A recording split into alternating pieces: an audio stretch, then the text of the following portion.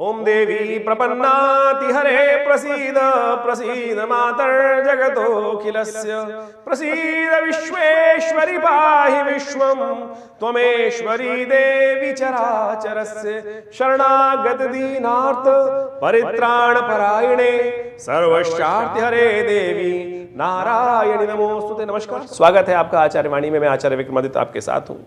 और कुंभ राशि वालों के लिए ग्रहों का योग किस प्रकार का रहेगा फरवरी के मध्यकाल में, ये समस्त बातें आपके समक्ष रखने वाला हूँ।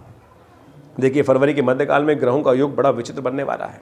कुंभ राशि के स्वामी होते हैं शनि महाराज, और कुंभ राशि वालों की इस वक्त 7.5 भी चल रही है। शनि होने जा रहे हैं अस्त, सूर्य आ रहे हैं शनि के घर पर। ये संसार के दृष्टिकोण से बड़ा विप्लवकारी योग है, त्रिग्रही योग बन जाएगा।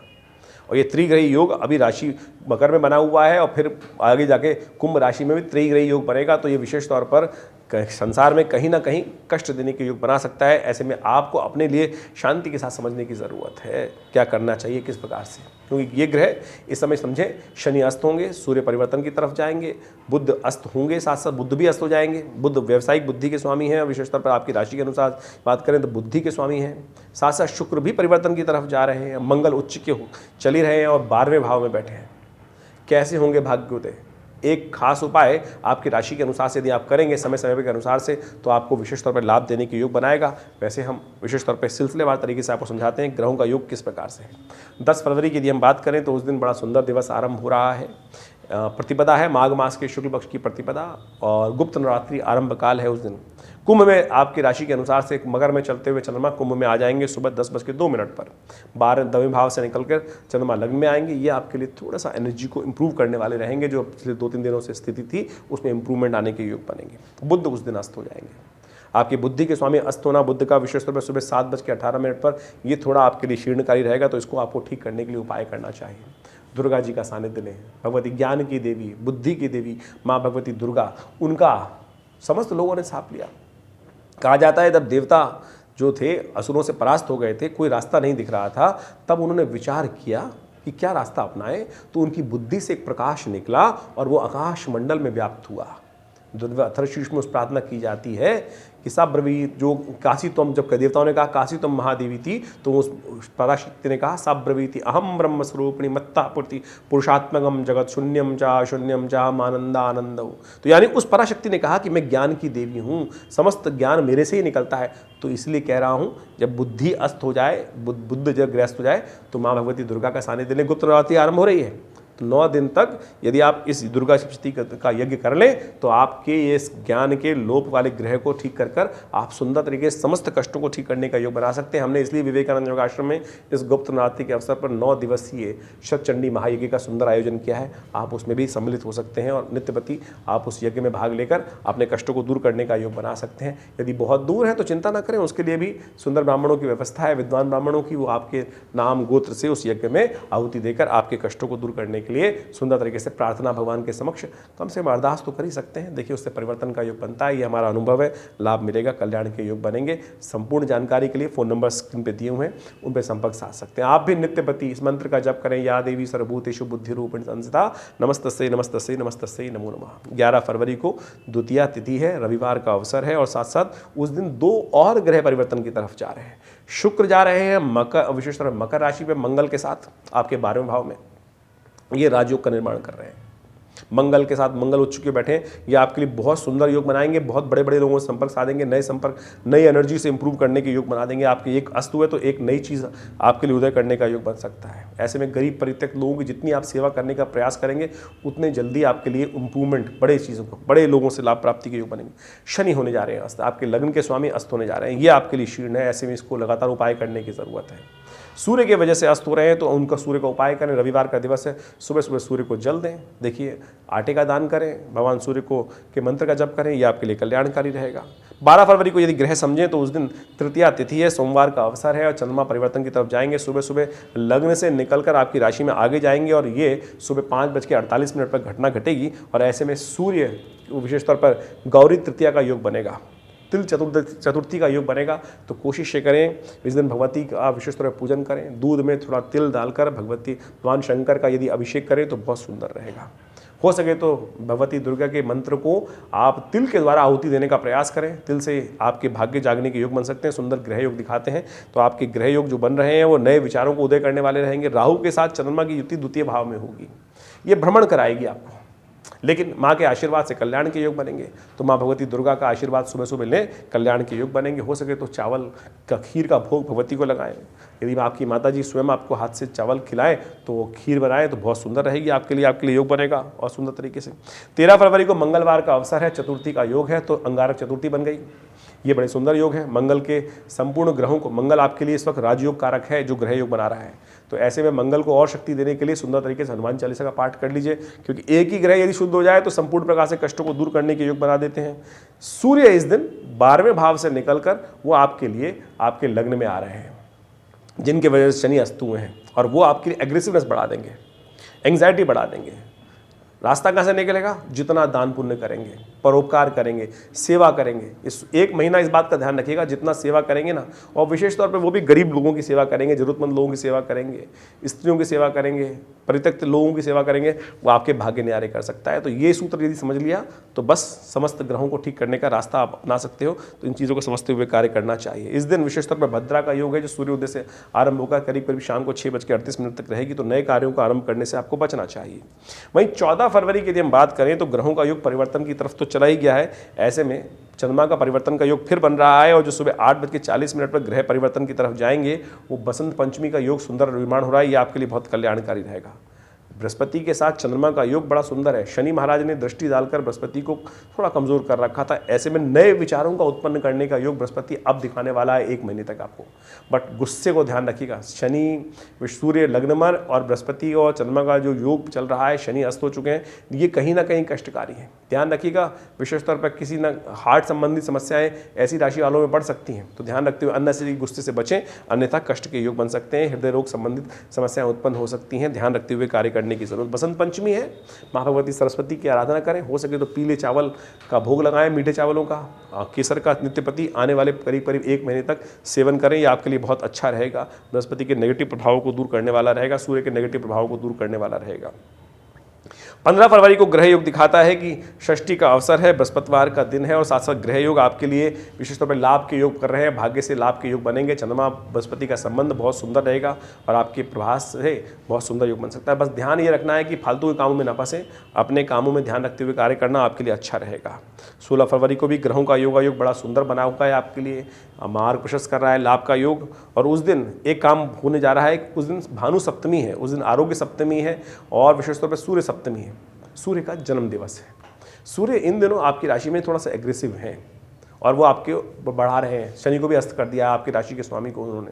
तो ऐसे में सूर्य के जन्म दिवस के दिन पर भगवान सूर्य को अर्घ अवश्य दीजिएगा। और यदि 1 महीना लगातार अर्घ देने का भूले ना, लगातार काम करें, तो शनि आपके जो प्रभावहीन हो गए हैं उन पर भी शनि सूर्य कृपा करेंगे। सूर्य शनि की युति इस प्रकार संसार के लिए भी और आपके लिए भी ठीक नहीं है बिल्कुल, लग्न में जो होने जा रही है। सूर्य तो वैसे हर महीने आते हैं, हर साल में एक बार तो 1 महीने के लिए आते ही आपकी राशि में, लेकिन इस वक्त शनि के साथ योग बना रहे हैं, वो थोड़ा कष्टकारी है। और ये ध्यान रखते हुए कार्य करना। शनि की दृष्टि बृहस्पति पे भी थी, और ये योग जो बन रहा है ये कहीं ना कहीं कष्टकारी है। तो इसलिए ये उपाय बताया है, ये अवश्य करने से कल्याण के योग बनेंगे। भद्रा रहेगी इस दिन विद्यमान। नए कार्य को आरंभ करने से बचना चाहिए। सुबह 8:54 से करीब आरंभ होगी भद्रा, और शाम को करीब करीब 9 बजे तक रहेगी। तो जो नया कार्य आरंभ करना हो तो 8:54 से पहले ही सुबह कर लीजिएगा, और फिर कोई दुष्ट का दोष नहीं लगेगा। भद्रा काल में नए कार्यों को आरंभ करने से बचना चाहिए। चलते हुए कार्य करने से कोई दिक्कत नहीं है। 17 फरवरी का दिन बड़ा विशेष है। 17 फरवरी का नंबर 8, अष्टमी तिथि, दुर्गा अष्टमी का योग, और ऐसे में शनि महाराज अस्त चल रहे हैं। उनको ठीक करने का रास्ता यहीं से निकलने वाला है। अष्टमी तिथि 17 फरवरी, दोनों तरह से योग जो बन रहा है। तो ऐसे में कोशिश ये करें, माँ भगवती दुर्गा की आराधना करें। दुर्गा अष्टमी के दिन सर्वार्थ सिद्धि योग विद्यमान है। कल्याण के योग में हनुमान चालीसा का पाठ करना भी आपके लिए बड़ा सुंदर रहेगा।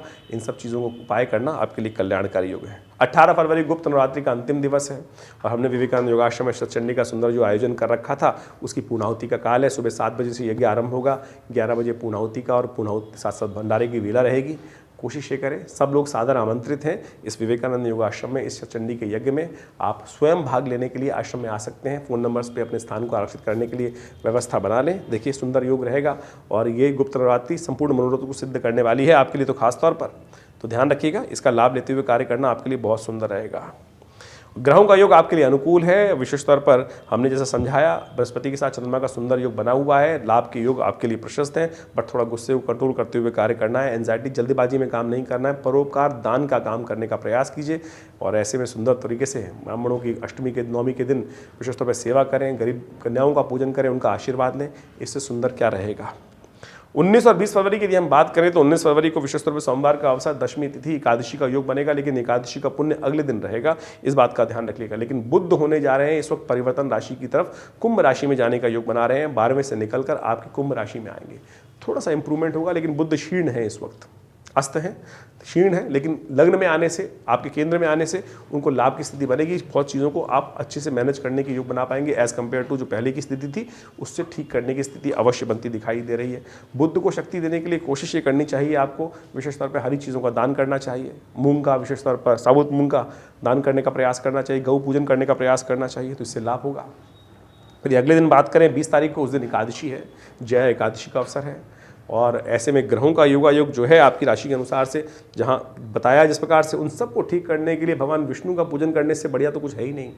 पालक हैं भगवान विष्णु, पालन करने वाले हैं, कल्याण करने वाले हैं। तो भगवान विष्णु का पूजन, शालिग्राम जी का पूजन करें और उसके बाद उनका चरणामृत ग्रहण करें। ईश्वर की कृपा से कल्याण के योग बनेंगे। ग्रहों का परिवर्तन किस प्रकार से आपकी राशि में खेल खेल रहा है, इन सबको एनालाइज करने के लिए हम एक छोटे से तरीके से, यानी राशि के हिसाब से आपके समक्ष संपूर्ण रूप से दिन पर दिन क्या आप ग्रहों का योग रहेगा बताने का प्रयास करते हैं। और आप सबको भी इन चीज़ों को समझते हुए कार्य करने का प्रयास करना चाहिए।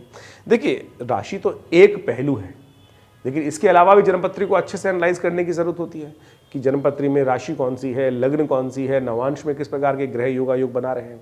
उन सब चीज़ों को यदि सही समझ लिया जाए तो बहुत सुंदर तरीके से आप अपने जीवन में किस प्रकार से समय आपको कहाँ ले जा रहा है वो अच्छे समझ सकते हैं। फिर भी बहुत सारे लोग इस बात पर भ्रांति में रहते हैं कि राशि तो जर्नल है। जी हाँ, राशि तो जर्नल है, लेकिन फिर भी उसी 12 राशियों में तो पूरा संसार विभाजित है और उन 12 कैटेगरीज में हम बहुत सारी चीज़ों को एनालाइज कर सकते हैं ओवरऑल बड़े ब्रॉडर वे में। माइन्यूट सटल तो जितना ज़्यादा देखने का प्रयास करेंगे वो उतना ज़्यादा गहरे उतरेंगे तो उतना लाभ तो होगा ही होगा, वो तो एक डेफिनेट बात है। लेकिन सार्वभौमिक रूप से राशि भी बहुत काम करती है। यदि कोई समस्या लगातार चल रही है तो चिंता ना करें, उसके लिए वृहद रूप से ज्योतिष विज्ञान का सहारा लेते हुए कार्य करने का आप प्रयास कर सकते हैं। सुंदर तरीके से हम समय समय पर बहुत सारी गणनाएं आपकी राशि के अनुसार से बताते ही हैं, लेकिन यदि गहन चिंतन कर कर यदि बहुत सुंदर तरीके से जीवन की कोई समस्या है उसका निदान निकल ही नहीं रहा है तो देव कृपा से, भगवान की उपासना से उन सब चीज़ों को रास्ता निकल जाता है। हमने वृहद रूप से देखा है। यदि समय बहुत बुरी तरह से परेशान कर रहा है, मुकदमे शांति नहीं हो रहे हैं, तो हमने देखा कि ऐसे में माँ भगवती दुर्गा की आराधना के लिए दुर्गा जी की विभिन्न मंत्रों का अनुष्ठान यदि किया जाए उससे परिवर्तन के योग बनते हैं। बगलामुखी जी का अनुष्ठान, महाकाली जी के अनुष्ठान बिल्कुल अप्रत्यक्ष रूप से लाभ देते हैं। बहुत सारे लोग मन में भ्रांति होती है शायद अनुष्ठान पूजा पाठ जो है अरे बिल्कुल परिवर्तन करने का योग बनाते हैं। उपाय है ना, रेमेडियल एस्पेक्ट तो यही है। और मंत्र से वातावरण बनता है और उस वातावरण के द्वारा नेगेटिव चीज़ जो है पॉजिटिव में परिवर्तित होने के सुंदर संकल्प के साथ रास्ता बनता है। तो शास्त्रों में जो विधान बताए गए हैं बड़े बड़े अनुष्ठानों के, वो बिल्कुल सत्य है। और हमारे आश्रम पे तो पिछले कितने सालों से नित्य 8 घंटे करीब यज्ञ होता है और हमने उन सब विधानों को समझा करा। जब शत्रु लगातार परेशान कर रहा हो, रास्ता नहीं बन रहा हो, तो उन प्रयोगों को कर कर, चाहे वो महाकाली के प्रयोग हैं, बगलामुखी जी के प्रयोग हैं, अद्भुत रूप से कष्टों को दूर करने के योग बनाते हैं। देखिए, देर है अंधेर नहीं है, ये सत्य मान लीजिए। शास्त्र के अंदर इस बात को प्रमाणित किया गया है। जीवन में कष्ट किसके नहीं आए, कृष्ण भगवान के, राम के, संपूर्ण रूप से साक्षात शंभु के जीवन में भी कष्ट आए, भगवान विष्णु के जीवन में भी कष्ट आए। यदि उनकी कथाओं को समझे तो कष्ट आना एक वास्तविक तौर पे संसार का क्रम है, आए। लेकिन आप पुरुषार्थ के स्वाद, बुद्धि के स्वाद, साथ साथ माँ भगवती की कृपा से, संसार में पराशक्तियों की कृपा से उन कष्टों को भगा दे, वो आपके कर्म पर निर्भर करता है। विडंबनाएं बहुत हैं, बहुत सारे लोग विडंबनाएं डाल सकते हैं मन में कि नहीं नहीं कुछ नहीं होता है, ये नहीं होता। सब कुछ होता है संसार में, कुछ भी संसार में असत्य नहीं है। कर्म प्रधान विश्व रच राखा। तो इसलिए आप सैद्धांतिक तौर पे इन समस्त रहस्यों को समझते हुए कार्य करने का प्रयास करें। हमारा ये विवेकानंद योगाश्रम सदगुरु आचार्य श्री केशव देव जी महाराज के सानिध्य में जो हमने कार्य किए हैं और बहुत सारे विभिन्न शोध कार्य किए हैं। आश्रम पर नित्य 8 घंटे यज्ञ चलता है। बहुत सारी पुस्तकों की रचना, ग्रंथों की रचना आश्रम के द्वारा, हम सबके द्वारा की गई है। आप सब आश्रम में आए। हर रविवार को एक बहुत विशाल यज्ञ, वैसे तो नित्य प्रति यज्ञ होता ही है, लेकिन रविवार को एक सामूहिक कार्यक्रम हम आश्रम पे करते हैं जो करीब करीब सुबह 7:30-8 बजे से आरंभ होता है और भंडारे के साथ 11 बजे तक चलता है। उसमें यज्ञ, संकीर्तन, उपदेश, रामायण का स्वाध्याय, जो पिछले करीब स्वाध्याय तो करीब 8-10 साल से चल ही रहा है और बहुत सुंदर तरीके से रामचरितमानस का एक जनमानस के लिए किस प्रकार से उसको हमें जीवन में उतारना चाहिए, उसका भी सुंदर कार्य किया जा रहा है। आप आइए विवेकानंद योगाश्रम में, बहुत सुंदर गौशाला का सुंदर हमने की व्यवस्था करी है, भंडारे के सुंदर कार्यक्रम रहते हैं और बहुत सारे कार्य। विवेकानंद हॉस्पिटल बनाया गया है, योग, प्राकृतिक चिकित्सा, आयुर्वेद के संबंध में अद्भुत चिकित्साएं पूरे विश्व को दी जा रही हैं। भारत सरकार के पैनल पे है हॉस्पिटल, दिल्ली गवर्नमेंट के पैनल पे है और बहुत सारे लोग अपनी विभिन्न बीमारियों के लिए भी इस हमारे संस्थान का लाभ ले रहे हैं, चाहे वो कमर दर्द है, चाहे वो हृदय रोग है, चाहे वो लाइफस्टाइल डिसऑर्डर डिसीज़ हैं, डायबिटीज़ हैं, और योग इत्यादि के द्वारा, प्राकृतिक चिकित्सा, आयुर्वेद के द्वारा वास्तविक तौर पर लाभ होता है और हम सब उस क्षेत्र में कार्य कर रहे हैं। संपूर्ण जानकारी के लिए आप विवेकानंद योगाश्रम की जो फ़ोन नंबर्स हैं उन पर संपर्क साध सकते हैं और यदि जन्मपत्री के संबंध में कोई विचार विमर्श करना है तो बिल्कुल उसके लिए भी संपूर्ण व्यवस्थाएं विवेकानंद योगाश्रम में दी गई हैं। आप फ़ोन नंबर्स पे फ़ोन करके संपर्क साध सकते हैं और हमसे मिल सकते हैं। धन्यवाद, नमस्कार।